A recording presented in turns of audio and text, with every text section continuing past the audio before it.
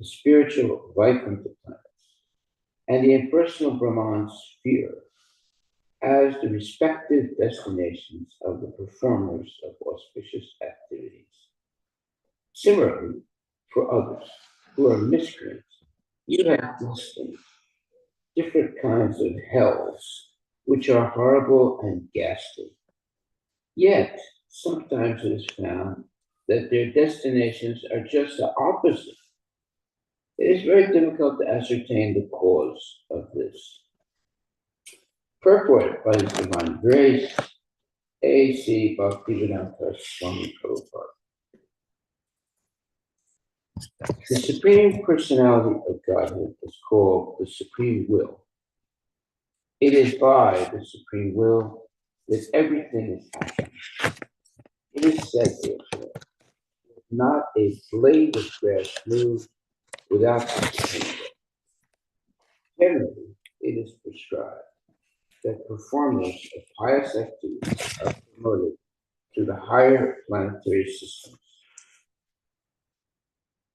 Devotees are promoted to the Vaikunthas, or spiritual worlds, and impersonal speculators are promoted to the impersonal Brahman effulgence. But it sometimes so happens that a miscreant like Ajamila is immediately promoted to the Vaikuntha Loka simply by chanting the name of Narayana.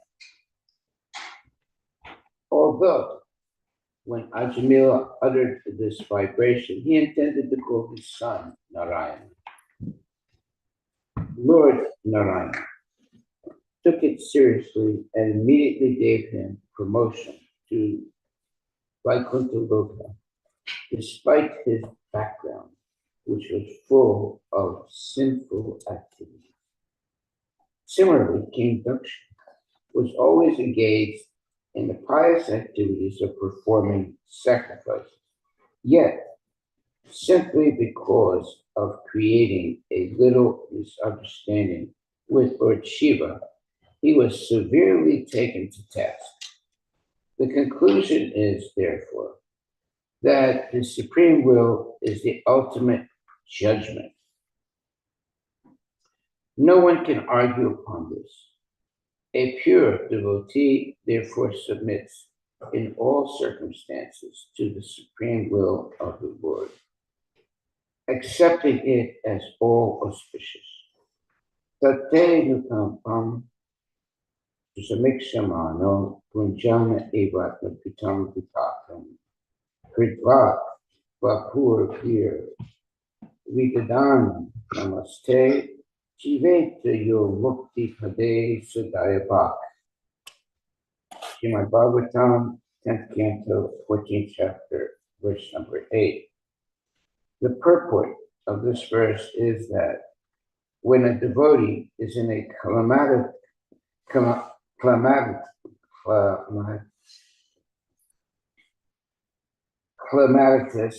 condition, that means very difficult condition, Calamitous.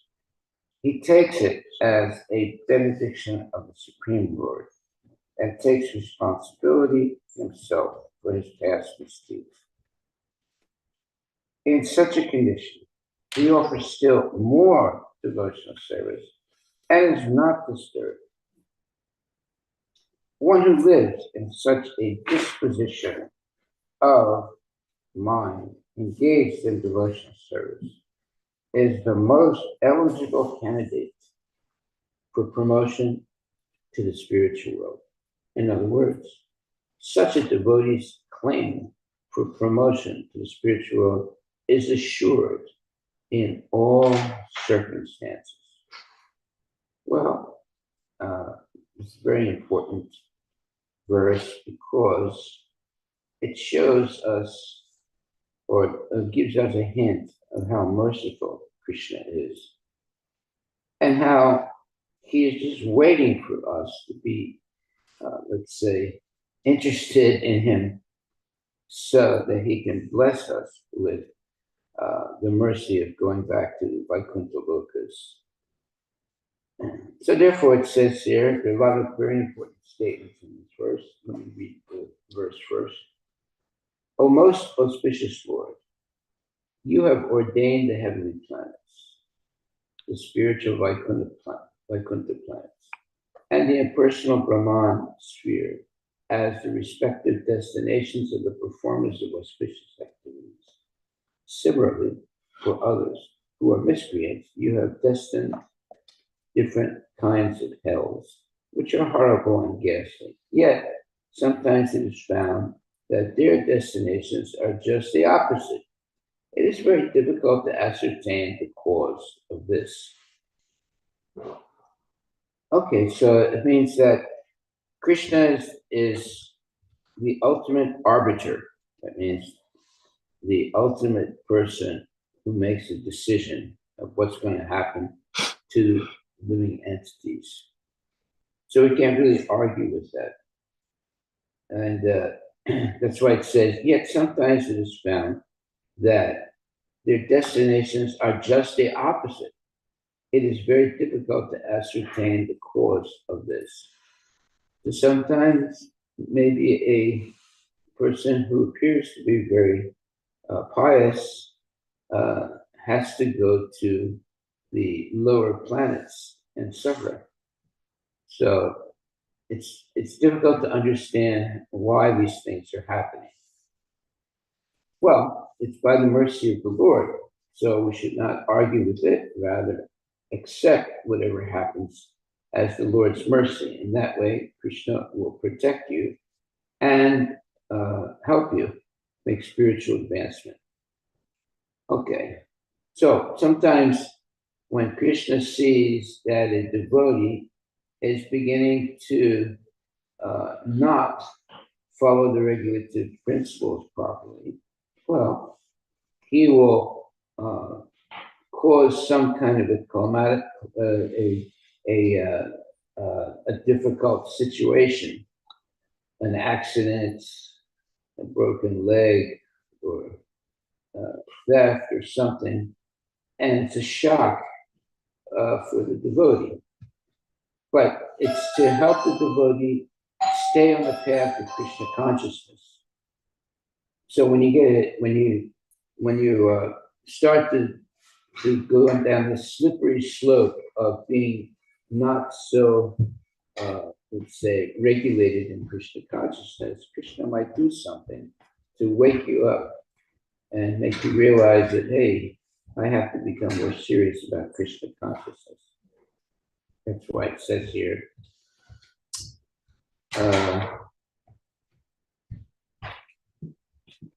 the purport of this verse is that when a devotee is in a calamitous, in other words, difficult condition, he takes it as a benediction of the Supreme Lord and takes responsibility himself for his past misdeeds.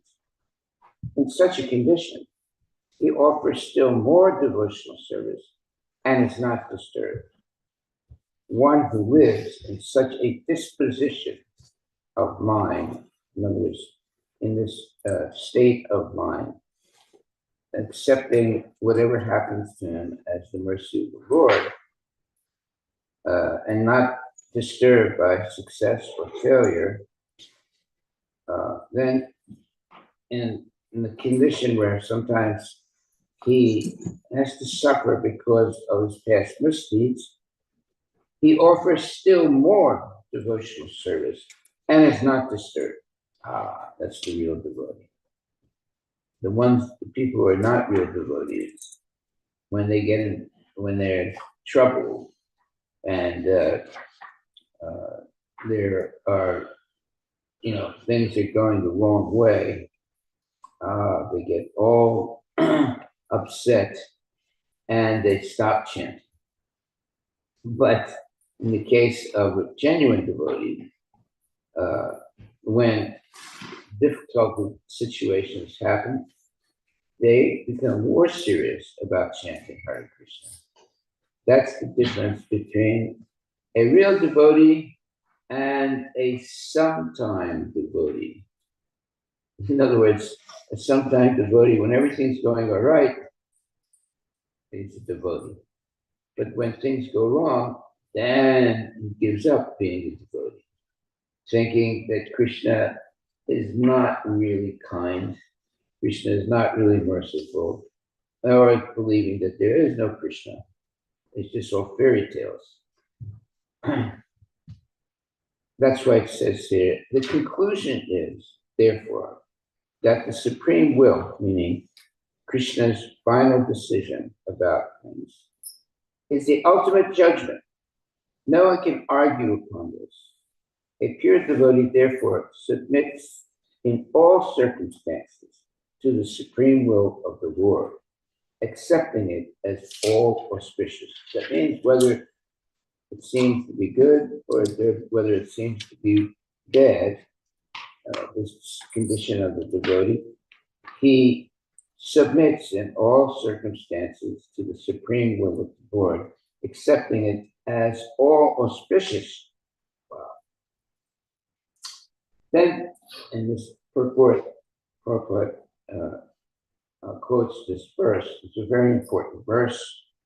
Tate Mukampam, Chamikshmano, Unjan Ivat Nakitam Vipakam, Pitvat Apurvir, Vidadan Namaste, Chivete Yomukti Pade Sadayavak.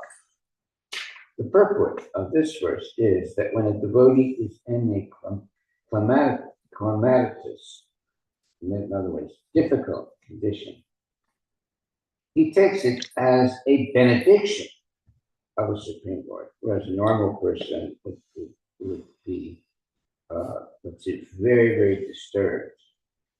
But the devotee is not disturbed when things are going the wrong way. He considers it as a benediction rather than a curse, and takes the responsibility for his past misdeeds. Well, obviously, if we're suffering, it's usually due to past misdeeds. Now you might say, well, yeah, but I've been chanting my rounds. Why is this happening? Well, because you've committed past misdeeds. It's karma. And Krishna is trying to wake us up to, become more serious about Krishna consciousness. The purport of this verse is that when a devotee is in a difficult condition, he takes it as a benediction of the Lord and takes responsibility himself for his past misdeeds. In such a condition, he offers still more devotional service and is not disturbed. One who lives in such a disposition or state of mind, engaged in devotional service, is the most eligible candidate for promotion to the spiritual world. In other words, such a devotee's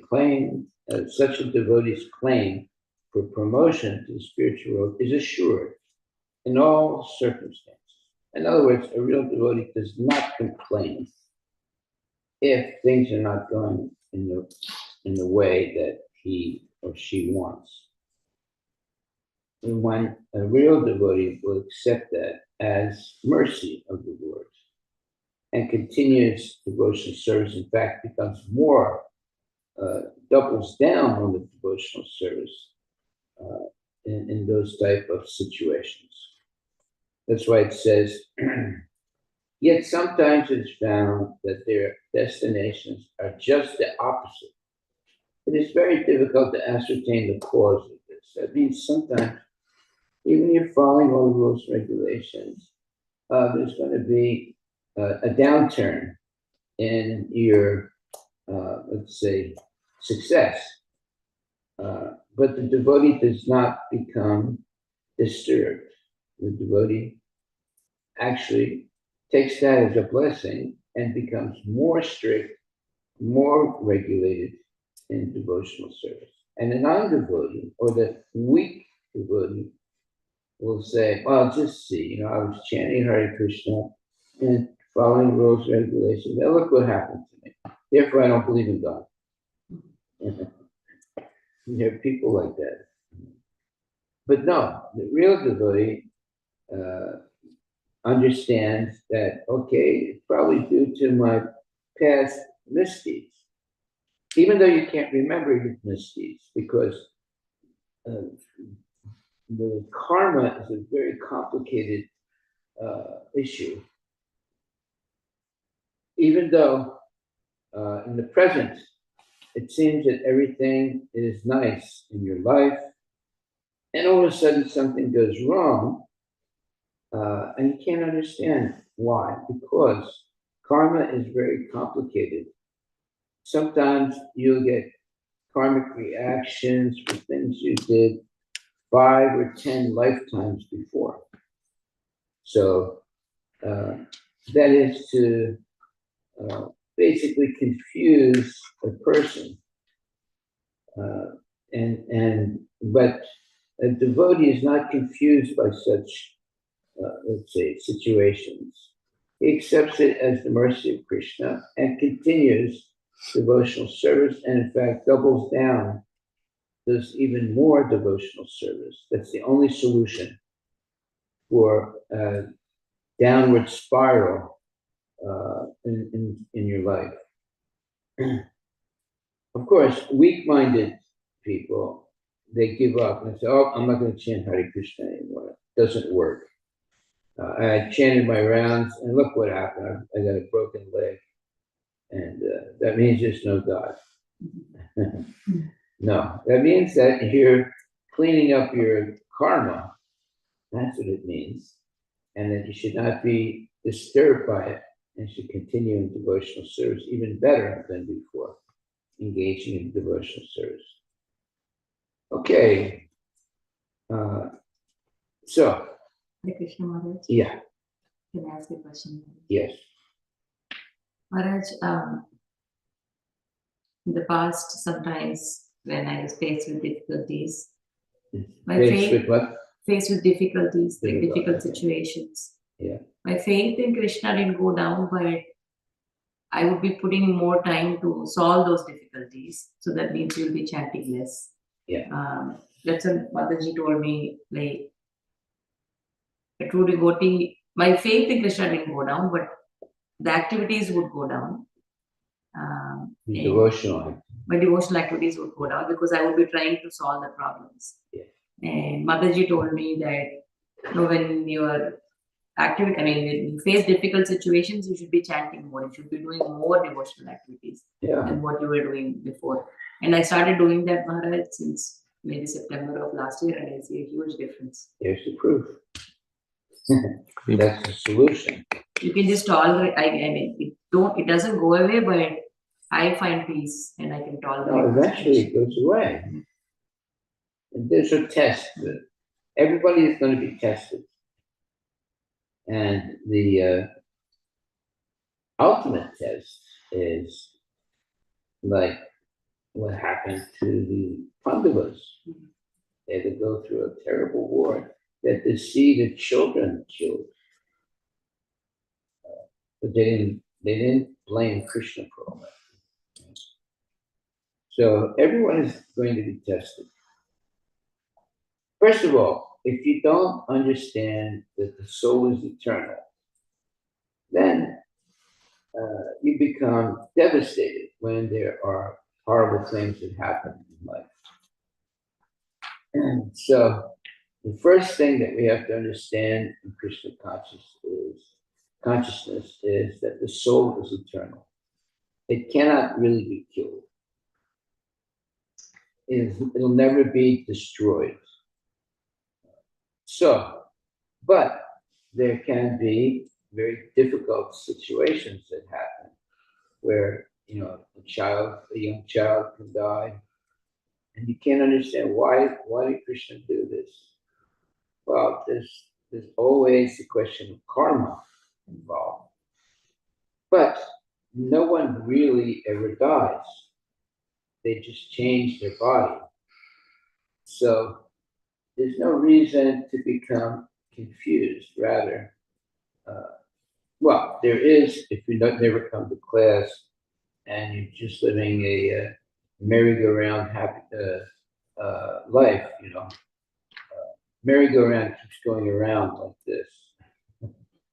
So that means that as long as you're on the merry-go-round of karma, so many things are happening to you. Sometimes you're happy, sometimes you're miserable, right? And you just get confused. But the devotee is not confused because he knows Krishna is the Supreme Personality of God. Nothing happens without the will of the Lord. Therefore, the Lord has a plan, and we have to surrender to that plan. We should not, become discouraged. And there's what you call a silver lining in every calamity, every time that there's suffering. There's also a silver lining in it, something that is going to be good for our for your Krishna consciousness. So you have to have that faith. Like one time, my house burned down, and I wasn't disturbed by it. And people, some of the devotees said, "Well, you're not worried that your house burned?" I said, "No, actually, it was a good thing." And it was a good thing. I was able to get a lot of money because I had insurance. And I had made a promise at that time, it's a long time ago, to give $100,000 to the temple. And because the house burned down and I had insurance, I was able to give the $100,000. So actually, it was a blessing. It was not, for me, it was a blessing. Yeah. Anyway, houses burned down, you can always rebuild them, especially if you've got insurance. If you don't have insurance, then it's a little bit more difficult to see Krishna's mercy. But if you have insurance, well, you'll get most of your house back again, or if not all. Okay. Actually, Srila Prabhupada's, there is an episode, right, when League of Devotees, he starts in Jhansi. Yeah. And then that builder who gave the property, he suddenly takes it away. Yeah. And then it was like very shocking. And then Prabhupada chanted continuously for 36 hours. Deep devotion and surrender. This intense period of chanting reflected his unwavering determination and faith in Krishna's plan, despite the setbacks. And then later, eventually, look he what came happened. to use. Spread the movement all over the world. Yeah, and that is the way to deal with difficult situations. Just sit down very comfortably somewhere and start chanting. Keep chanting and chanting and chanting. And then you'll understand, wait a minute, this is actually a blessing. I don't know what Krishna's plan is, but I know it's going to be a blessing. It's not going to be a bad thing. Therefore, I should not get panicked. And you see, when you panic, you will make decisions that are very bad. But if you remain steady in your devotional service, not giving it up, in fact, performing even more service, then you'll see that actually what seemed to be something horrible was actually the mercy of the Lord. But you have to learn not to panic. Most people panic when things go wrong. Like, for example, in 1928, there was a crash of the stock market. So what happened? Well, some people were jumping out of the 20th, jumping off high-rise Floors. buildings and killing themselves just because they lost a lot of money. Now, see, that means that they have no understanding of spiritual life. All they know is making money on the stock market. So if the stock market goes down and they lose their money, then they kill themselves, right? Because they're bankrupt spiritually. But if you're not bankrupt spiritually, then you understand, well, okay, I was doing very well. Now I lost all my money. Okay, I'm still alive, and I'll just, accept this as bad karma and become more serious about spiritual life. But why should I kill myself? I mean, that's not a solution. That's why the next book I'm writing now is suicide.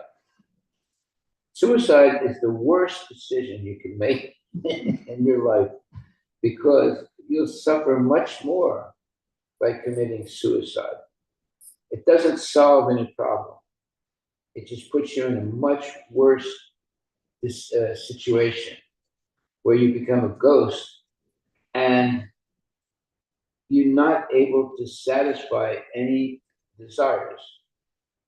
You see, as a human being, you have the opportunity to satisfy your desires. If you become a ghost, you have those same desires, but you have no way of satisfying them because you don't have a gross body.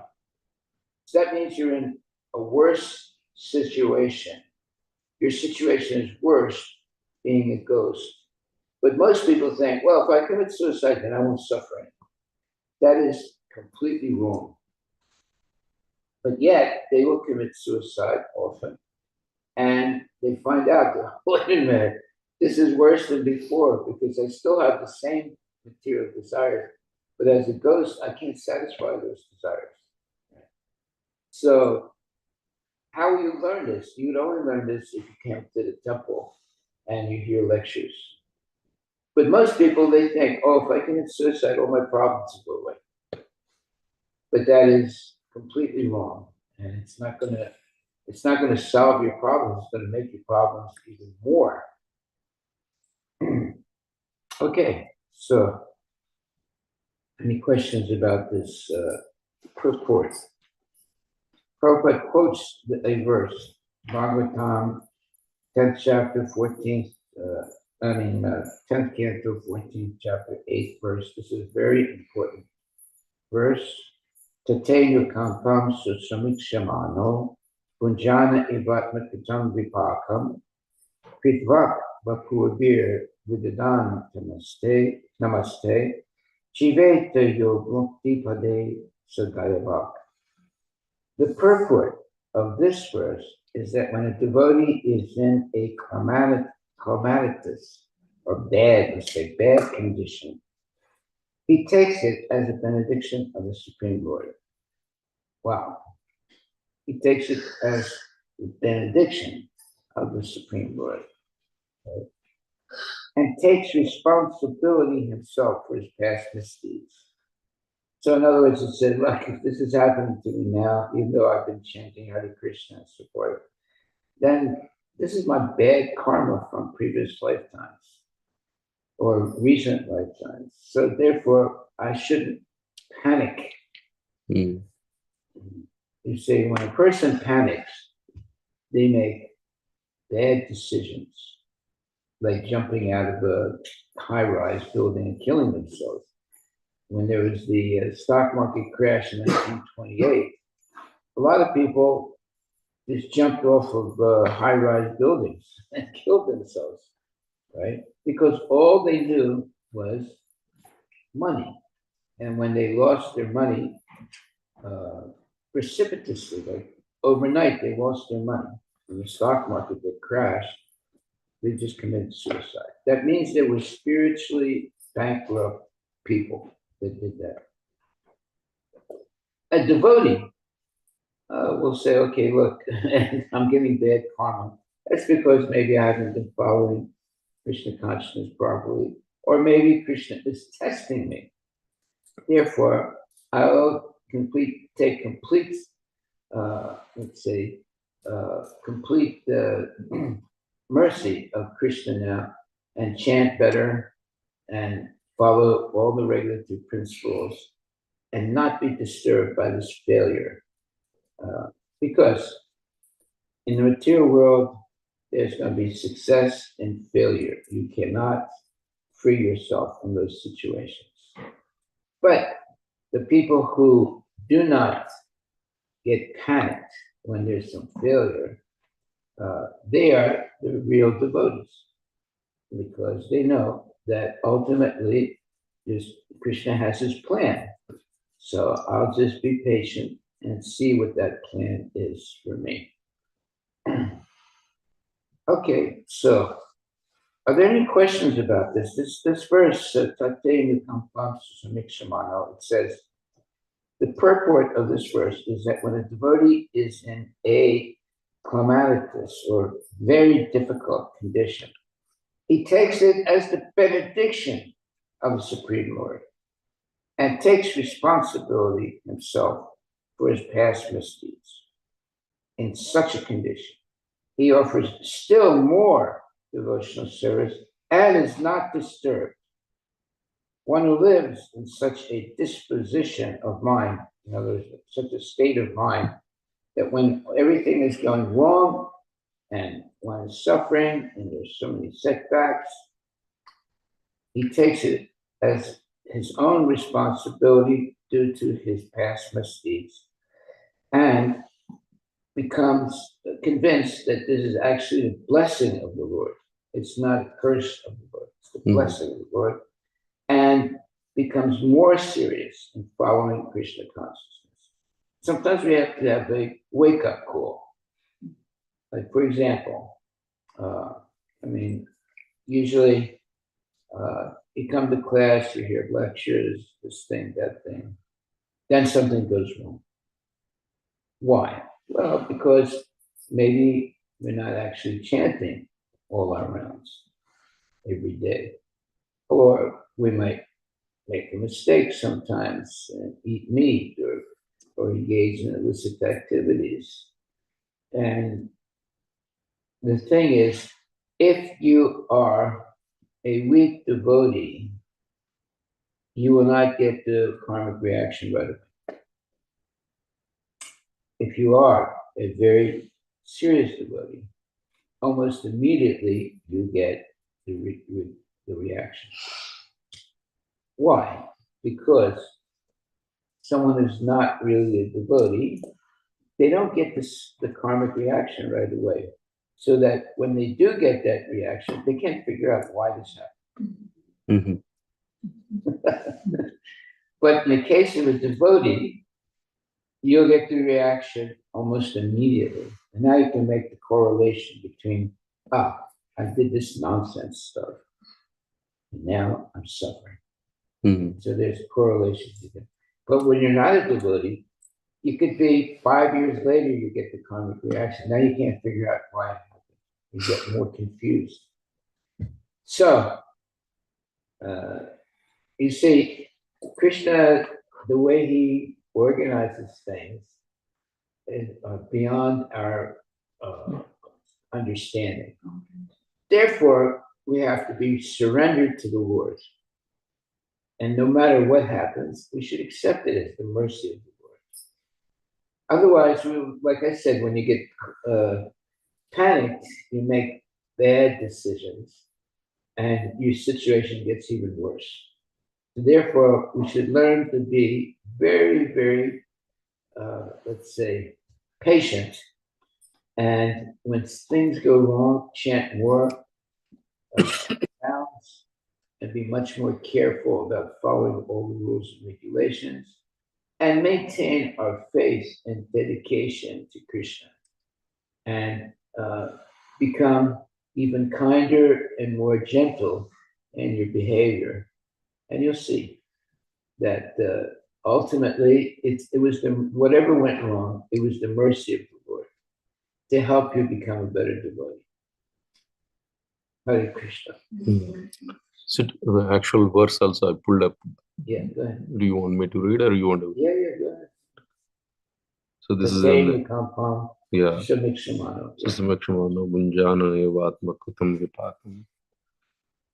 The translation by His Divine Grace is Bhaktivedanta Swami Srila Prabhupada. My dear Lord, one who earnestly waits for you to bestow your causeless mercy upon him, all the while patiently suffering the reactions of his past misdeeds and offering you respectful obeisances with his heart, words, and body, is surely eligible for liberation, for it has become his rightful claim. Yeah. And purport, Srila Sridhar Goswami explains in his commentary that just as a legitimate son has to simply remain alive to gain an inheritance from his father, one who simply remains alive in Krishna consciousness, following the regulative principles of Bhakti Yoga, automatically becomes eligible to receive the mercy of this personality of Godhead. In other words, he will be promoted to the kingdom of God. The word samikshamano indicates that a devotee earnestly awaits the mercy of the Supreme Lord even while suffering the painful effects of previous sinful activities. Lord Krishna explains in the Bhagavad Gita that a devotee who fully surrenders unto him is no longer liable to suffer the reactions of his past previous karma. However, because in his mind a devotee may still maintain the remnants of his previous sinful mentality, the Lord removes the last vestiges of the enjoying spirit by giving his devotee punishments that may sometimes resemble sinful reactions. The purpose of entire creation of God is to rectify the living entity's tendency to enjoy without the Lord, and therefore the particular punishment given for a sinful activity is specifically designed to curtail the mentality that produced the activity. Although a devotee has surrendered to the Lord's devotional service until he is completely perfect in Krishna consciousness, he may maintain a slight inclination to enjoy the false happiness of this world. The Lord therefore creates a particular situation to eradicate this remaining enjoying spirit. This unhappiness suffered by a sincere devotee is not technically a karmic reaction. It is rather the Lord's special mercy for inducing his devotee to completely let go of the material world and return home back to Godhead. So you see, there's two things. One is suffering because of karma. And the other thing is because Krishna is taking special interest in the devotee, is giving him difficult time or difficult things happening, is to wake him up to become more serious about Krishna consciousness.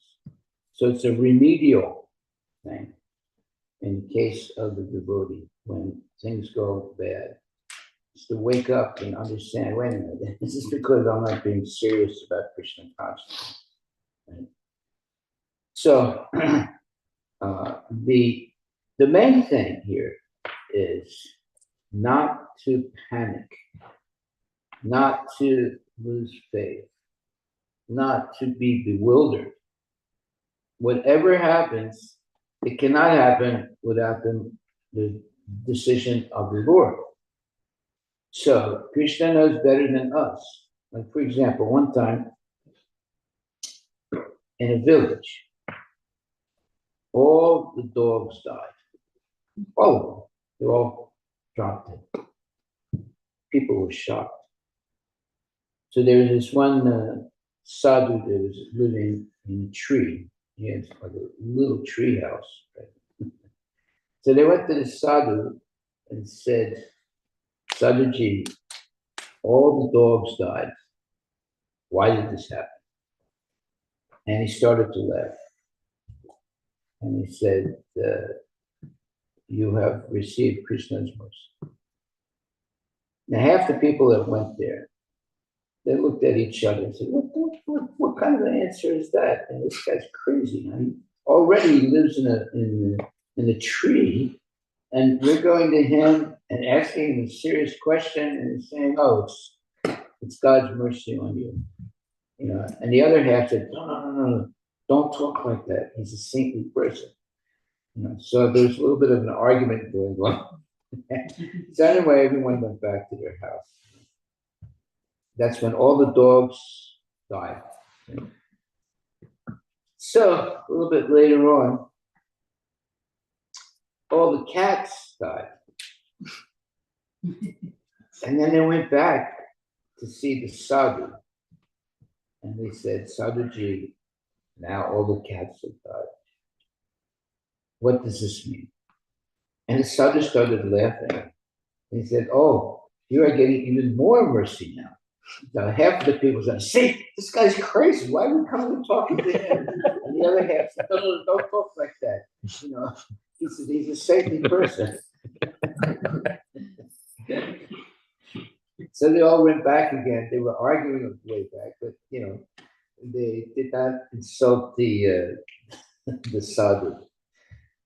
So then, even worse than that, all the fire, you know, they had fires going, right, for cooking, but they all went out.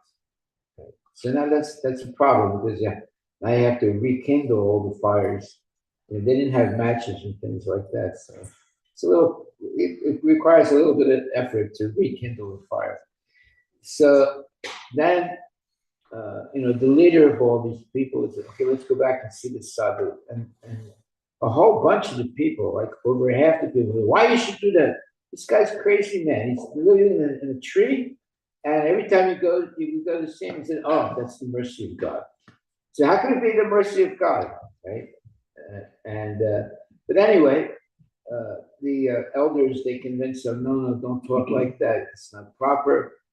There's some things that we don't understand. So they went back and they saw the sadhu, and the sadhu said, previously, like he left maybe like 1 minute, and he said it's to God's mercy. This time he left for about 10 minutes. Just laughing like anything, you know. And people are just standing there, shocked. Because it's the third time they went back to him after 3 things went wrong. And he said, this is now the very, very big, special mercy of God. So, you know, that way they started, you know, really arguing right in front of the sadhu, you know. And then, but again, the elders, they sort of, you know, calmed everyone down. So this is like 3 times things went wrong in the village. Okay. So, in other words, all the fires went out, all the dogs died, and cats. All the cats. All the cats. All the cats died. Right? So this time, you know, more than half the people said, this guy's crazy. Why are we going to see him? He doesn't know what he's talking about. And the other half said, no, don't talk like that. You know, he's a saintly person. But even they were getting doubts. So then at that time, there was an invasion of that area of Muslims. And they were going, you know, from each village to village, next village, and killing everyone, burning their houses. So everyone was frightened. And then the Muslims came to the village of these people, and they were all hiding and were really frightened. They didn't know what was going to happen. But when the Muslims arrived there, the Muslim army arrived there, the leader said, wait a minute. He said, there's something strange here. There are no dogs. There are no cats. And there is no fire. And there is no light. Yeah. So he said, we'll skip this one because it's some type of condemned village. So they left that and didn't do anything. Then the sadhu, there was always laughing, oh, this is mercy of Lord, this is mercy of Lord. Then they realized the sadhu could see what was going to happen in the future. And the fact that, you know, when the Muslims came to their village, they didn't see any dogs, they didn't see any cats. They thought it was a cursed village. They didn't do anything. They went to the next village. So most people get so, let's say, panicked that they right away they lose faith in Krishna and things go wrong. But a real devotee understands that Krishna has a plan. And therefore, the real devotee remains very, very patient, waiting to see what the ultimate plan of Krishna is.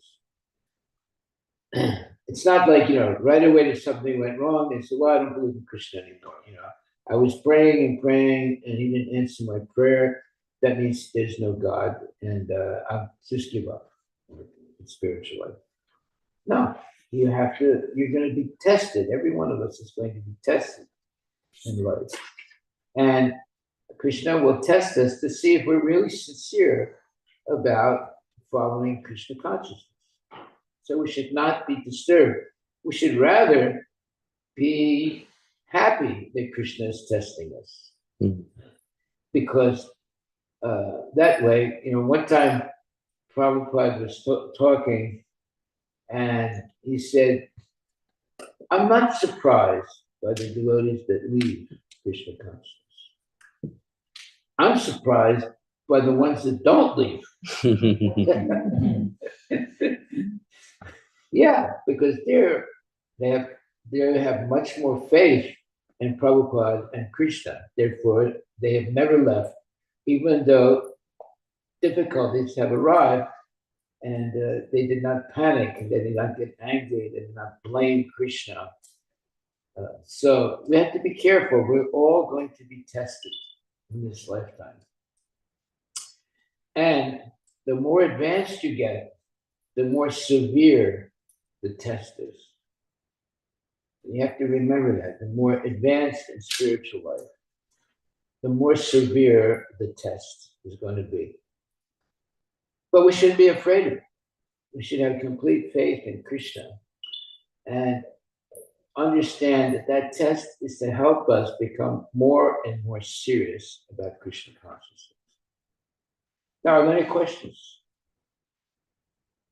Any questions you might have about this?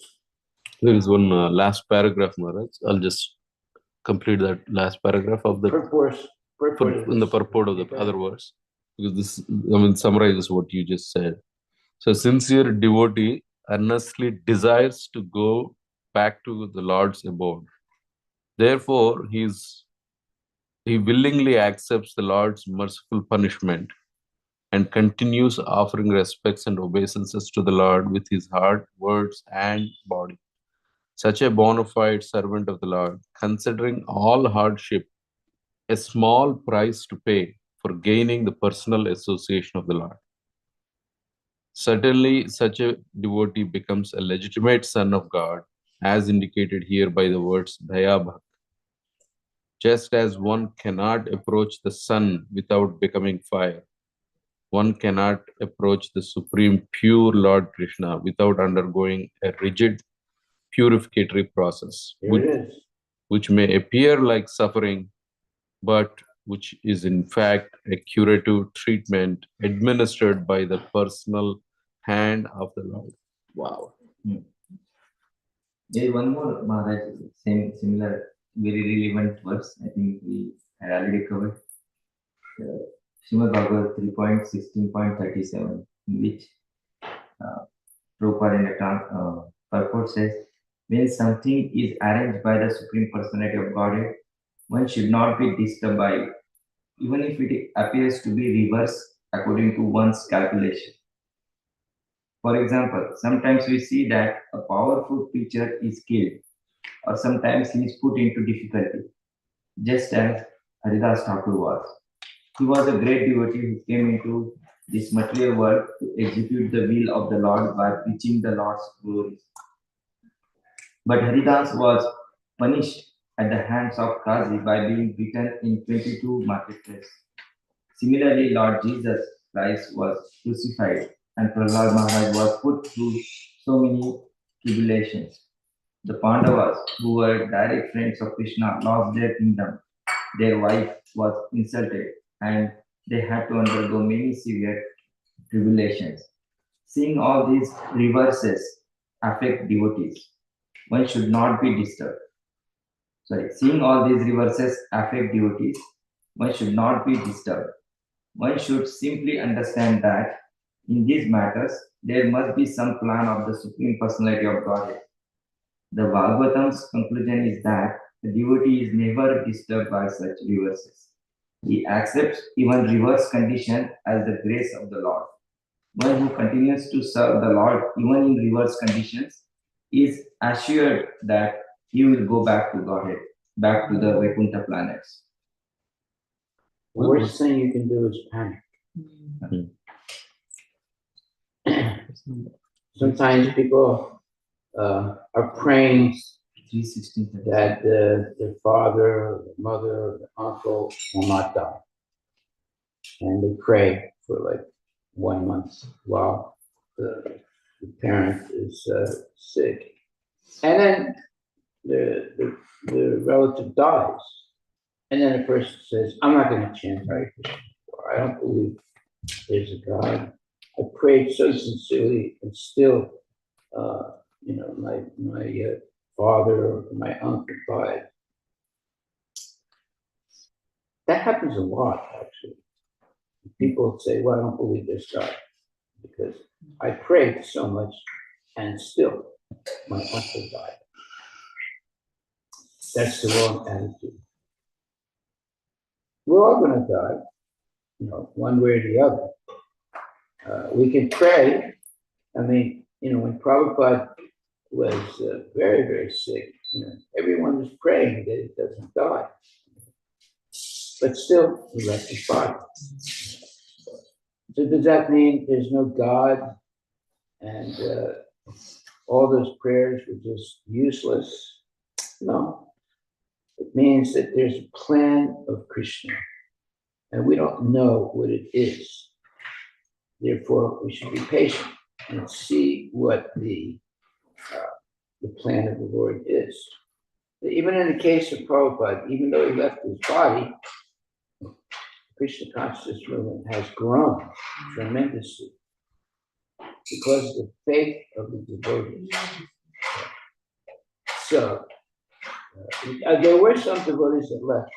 Right after Prabhupada left his body, they just left the movement. But that's why Prabhupada said, I'm not surprised by the devotees that have gone. I'm surprised by the devotees who have stayed. But that means they really have faith in Krishna consciousness. So that's what we should understand. We learn by hearing from bona fide devotees. So this verse today and what's being explained is extremely important for our spiritual life. Many people, every one of us is going to be tested in life. And we don't have complete faith in Krishna, and Prabhupada will fail the test. And failing the test means that we will give up practicing Krishna consciousness. Just imagine the Pandavas. Their 5 children were murdered. They were murdered. Imagine how horrible that is, right? And when they caught the person that killed the children, the mother said, don't kill this person. And they said, why? She said, well, I'm a mother, and my children were killed. And these people that you caught, if you kill them, then their mother will suffer like I have suffered. And I don't want to see that happen to anyone. So, yeah, we have to be very careful in life not to jump to the wrong conclusion. And the only way to do that is to read regularly the Shastras, just as we're doing. then we understand the correct behavior of advanced devotees. And we sort of learn that we have to be very patient, we have to be completely surrendered to the mercy of Krishna, and we're not going to be discouraged by difficult situations or by experiencing the opposite of what we were hoping for. That happens. It's a test to see how faithful we are to Krishna. Hare Krishna, Guru Maharaj. Yes. I have a question. Yes, I agree. We should not leave Krishna. How to overcome that emotion when we are feeling sad? If our children are in difficult condition, how to overcome that emotion, Maharaj? Okay, good question. You have to understand that even the Pandavas suffered terribly, right? But they did not give up the Krishna consciousness. They saw their children killed, and actually, after the battle of Kurukshetra, everyone died. Only the Pandavas and a few other people were still alive. Just imagine seeing that. Bhisma Pitamaha died, and all the great acharyas died. So nothing can be more worse than what the Pandavas experienced. But yet, they didn't give up their faith in Krishna. So that's a lesson. One day, this one man came up speaking to the Pandavas, and he said, Krishna is your best friend. And he's always, protecting. But yet, your wife was defiled. You lost your kingdom. You are destitute. You went through all, the things that went wrong for the Pandavas. And he said, how is this? So the Pandavas didn't say anything. And then the man said, yes, you have not lost your faith in Krishna. That means you are actually genuine lovers of the Lord. So we should see that we're going to be tested. We should not be afraid of the tests. We should accept them as ways to show our actual love and devotion for Krishna. And that's why Prabhupada said, I'm not surprised by the ones that have left. I'm surprised with the ones that have stayed, the devotees that have stayed. Okay, and like for example, when the devotees with Prabhupada watched the landing on the moon, when Prabhupada watched that, he said, I don't think they went to the moon. Right away, a bunch of devotees left the movement. They thought Prabhupada was crazy because they saw the moon landing. But actually, it was just a Hollywood production. It wasn't actually, there were no cameras and, when there's a movie, right? You have these big cameras and everything. There were no cameras on the moon. So how did they show the landing on the moon, right? So the whole thing was staged. And Prabhupada didn't even give that as a reason why he didn't believe they went to the moon. His way of knowing that they didn't go to the moon was the moon is actually an elevated spiritual planet. It's not a place where there's just dust, right? It's a heavenly planet, and a description of what they saw on the moon, in the moon, landing, everything, did not fit the description of the moon in the Shastras. Therefore, Prabhupada knew that you cannot actually go to the moon, because he's a Shastra person. Right? The moon is actually a heavenly planet. It's not a place where there's just dust. So, but some devotees left the movement because Prabhupada said, I don't believe that they landed on the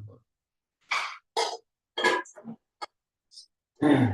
Therefore, we have to be very careful in making fast decisions. And we have to definitely be very careful not to panic in difficult situations. Otherwise, there's not going to be any solution. The situation will get worse if you panic.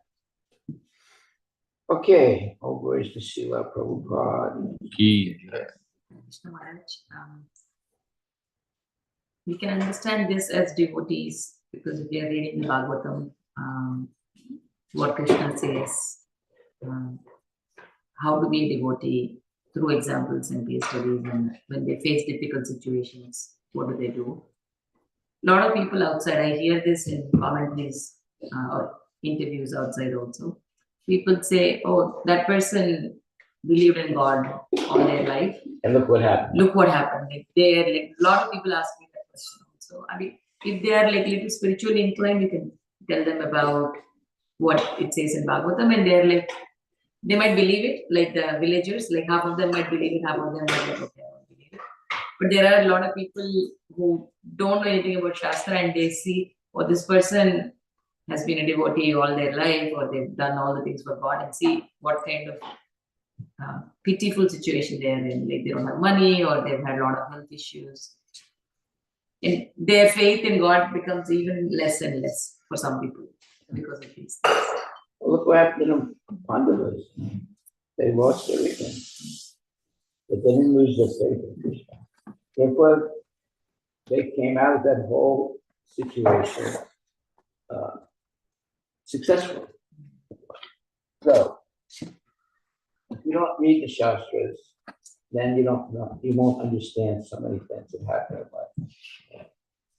People who are not reading Shastra, Maharaj, who are not into any of this knowledge, if they ask you a question, why did this happen? Yeah, then what is the best answer we can give them? Or what is the best way to, assuming they want to be guided, or sometimes they don't want to be guided. Well, the best answer is what you experience.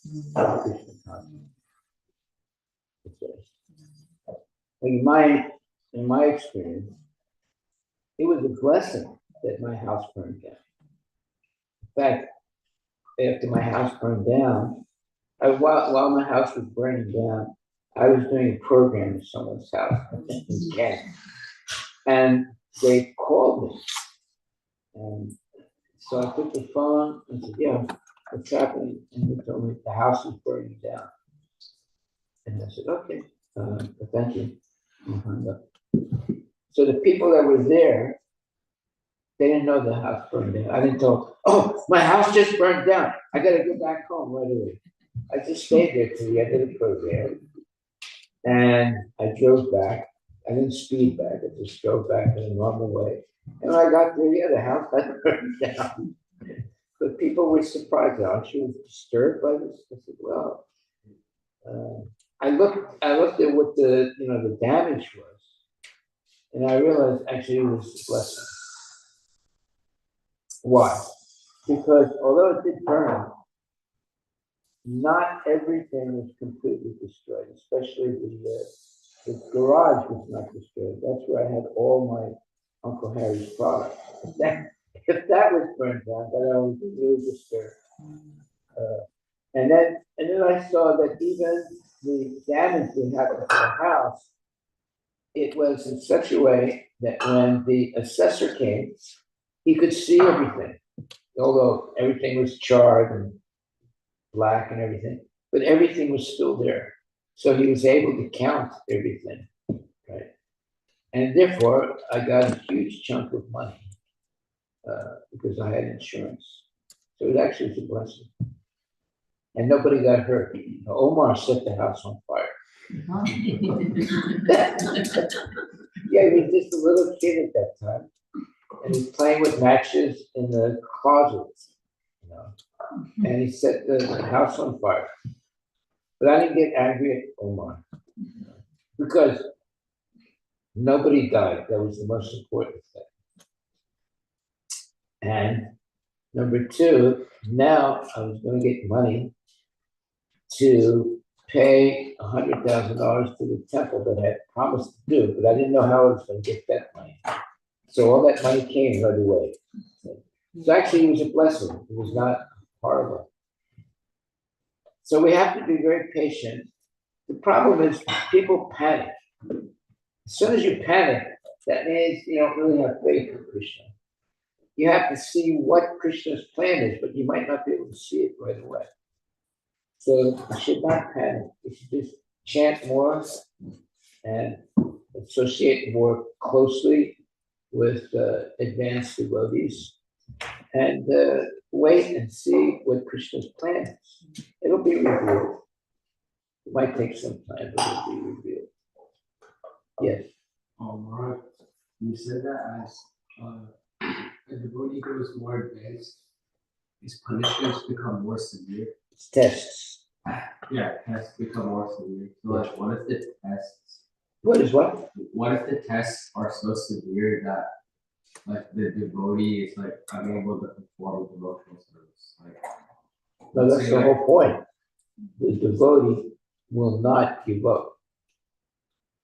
The people that don't have a lot of faith, they give up. But the devotee will not give up just because there are downturns in their success. That's the difference between a genuine devotee and a weak devotee. A weak devotee panics, gets upset, and starts talking like, I don't believe in God anymore. I chanted so many rounds, still this thing happened. No. They wait and see what is the plan of the Lord. And sometimes you have to wait a long time to see what the plan of the Lord is. So, yes. So, as you gave an example of people who like join the movement and then leave the movement. So for those people, will like in their next life, will they have more like chances of going back to Krishna consciousness? Because like human life is rare. So what will happen in their next life? Well, the fact that they were devotees and they left, they guaranteed human birth because they were devotees. So that's good news. And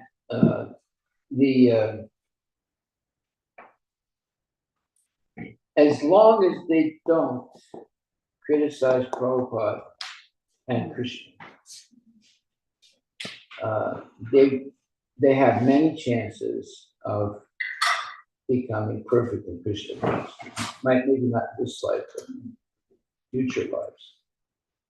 But if they start criticizing Prabhupada and Krishna, then that is a very, very bad thing to do. They have to realize that things didn't go the way they wanted. That's because of their karma, that's because of their weakness, or whatever. So they have no reason to blame Prabhupada or Krishna for that. So as long as they don't criticize Prabhupada and Krishna, okay, they leave Krishna consciousness, but in the next life, they'll start from the point they left off. In other words, they will have another human body in the next life. And whatever they've done is a eternal benefit. So they'll start in the next life from where they stopped in the previous life. But if they start criticizing Prabhupada, criticizing Krishna, and using bad language and trying to convince other people that God doesn't exist, blah, blah, blah, then there'll be severe karmic reactions for them. But if you just someone just quietly goes away, doesn't say anything, and maybe they had some, valid reason why they left the movement. The only reason is that they're weak spiritually. It's not really valid. But, some things happen. Sometimes horrible things happen in Krishna consciousness also. So they lose their faith. That's why Prabhupada said, I'm not surprised by the ones that have left. I'm surprised with the devotees that have stayed, right? Because that means they have faith, even in the worst situations.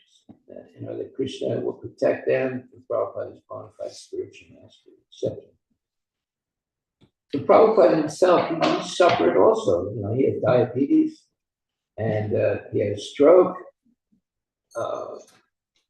and he knew that anytime he could die. He was in his late 70s, and his health was not good. But still, that didn't stop him. Everything depends on faith. That's why I wrote a little book. Developing faith. Huh? Developing faith. Yes. So you should read that book. It's not some big book like that. It's just a book like that. So it's you have it there? Yes, sir. Yeah. Just show everybody the book. Krishna Maharaj, to build on Samarth's question, if your test puts you in a situation where, like, let's say physically you are in dire sickness, yeah, and you cannot perform some of the duties that you were doing for the service, what happens in that case? Like, let's say you get dementia, you can't even remember things. Physically, you're restricted. What happens in that case, Maharaj? Yeah.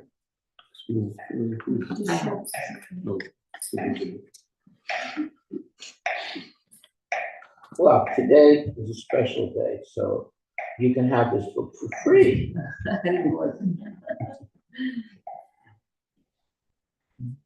Well, you see,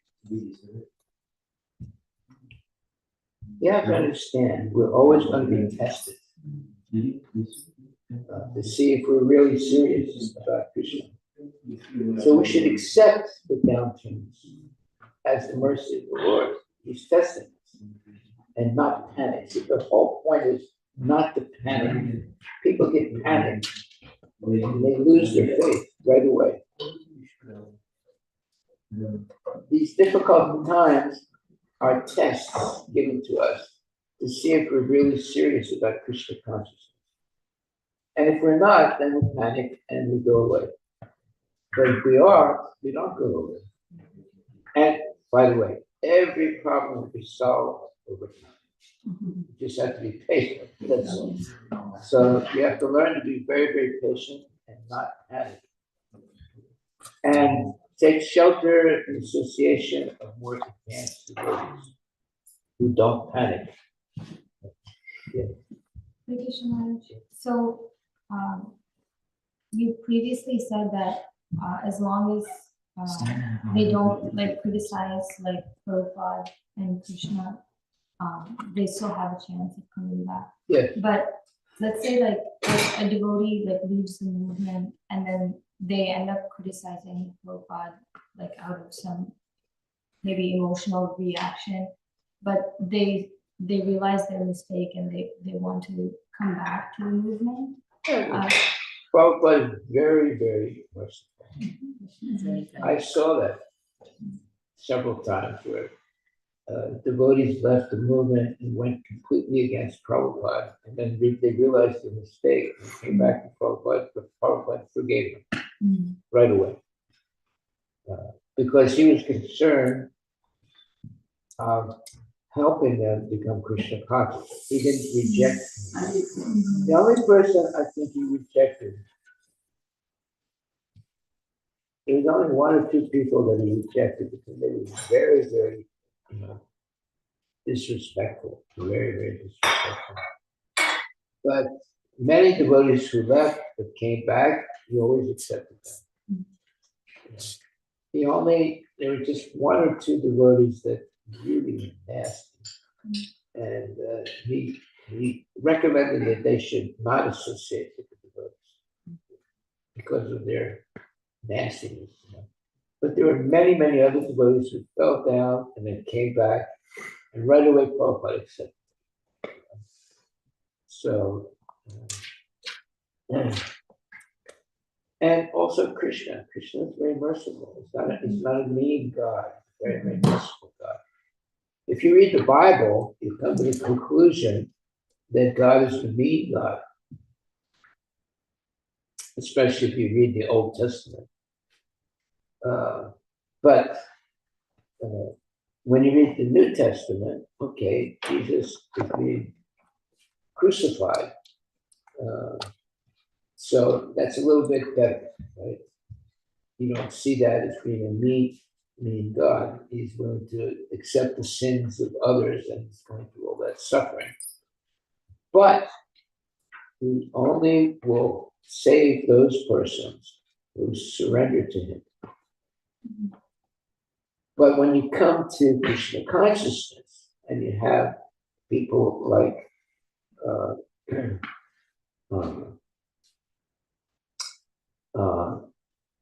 exalted devotees of Krishna consciousness, they're willing to suffer for everyone's sins, not just the ones that surrender to them. Right? So you have Harivilas Thakur. He's willing to take the sins of everyone, the ones that believe in him or don't believe in him, the ones that believe in God and don't believe in God. So they're more merciful than even Jesus. Jesus only accepted those people that believed in him. Whereas Harivilas Thakur, he accepted everyone. Even that lady that came to him, the prostitute that came to him to make him fall down, he didn't reject her. And eventually she became a devotee. Whereas, in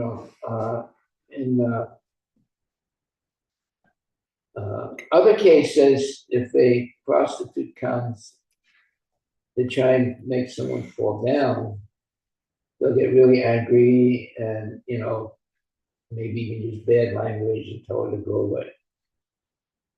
But Harivilas Thakur didn't do that. He didn't fall down, but he, let's say, tricked the lady and said, well, I haven't finished my rounds. You just sit here and when I finish my rounds, I'll do whatever you want me to do.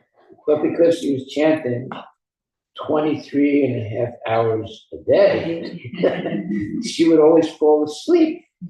And then the next day was there when she'd wake up and then she'd have to go back. And then he said, well, we come back again tomorrow and I'll do whatever you want. And by the third time, she surrendered to him and became a devotee. That means that, he was not interested at all in breaking the principles of Krishna consciousness. But he was very merciful to this lady who was a prostitute. He was actually paid to make him fall down. And he knew that, but he took mercy on her and did not reject her. And by the third time that she came back, she transformed into a pure devotee by the mercy of Harivilas Thakur. Yeah. So Maharaj, you mentioned that you once need to be or become more spiritually strong. So when you say spiritually strong means doing more and more Krishna conscious activities, or do you become more? Yes. You have to double down on your practice. Everything depends on your practice of Krishna consciousness. If you become weakened in your practice and not really seriously following, you'll fall down.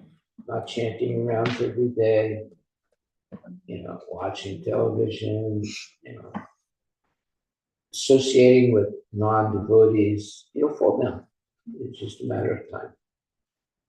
But if you're very strict about who you associate with and very strict about chanting your rounds every day, and having a real interest in learning something every day. I mean, look how thick these books are, you know.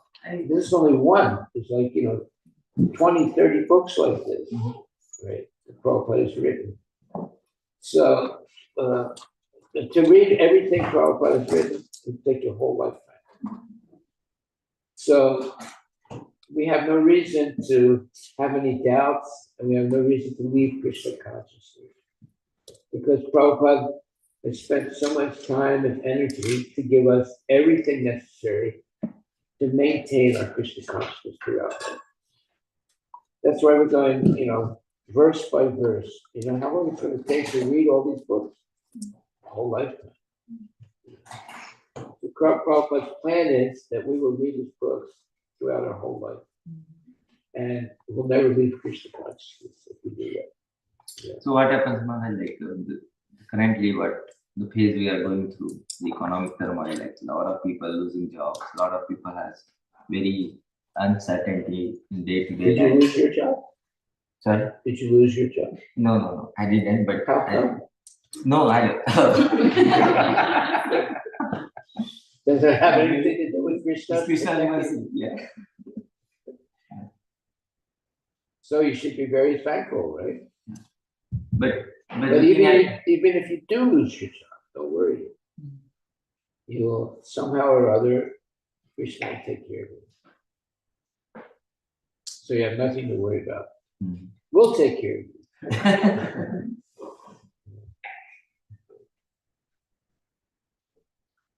Just imagine, let's say you lose your job and you make a decision. I'm going to just maintain my faith in Krishna, but now I'm not going to look for another job. I'm going to become a full-time devotee in the temple. Right? Well, that's, you'll find a way. You're going to live at the farm with your family. And every day you go out on Sankirtan. You can make a living by going on Sankirtan every day. Right? You shouldn't do that because you shouldn't make that the way that you make a living. But if you completely surrender to Krishna and you're willing to accept whatever facilities the temple can give you, it's not going to be everything you want, but whatever they're able to give you, and your family also is willing to accept that, then you could live, let's say, at the farm and do Sankirtan every day. That's it. So there are different levels of, let's say, how to solve the problem of existence. And some people just, there are many places in this time where people are just living on the farm, the temple farm. They don't have everything they want exactly, but they have the minimum of what they need. And they're satisfied. So there's always going to be a solution if you do not panic. This panic thing is like, many people just panic right away. And then right away they can't see what the solution is. That's why you should read this book. Yeah. It's a small book, but it's got a lot of good information. How to maintain faith. Everything's going to depend on the faith in Krishna. Okay, well, thank you very much. Nobody fell asleep while I was preaching. That's a good sign. All glory to Prabhupada. Hare Krishna. Hare Krishna, Krishna Krishna, Hare Hare, Hare Ram, Hare Ram, Hare Krishna Mantra ki jai. Srila Prabhupada ki Jai. Srimad Bhagavatam ki jai. Bhaktisiddhanta Saraswati Thakur ki Jai.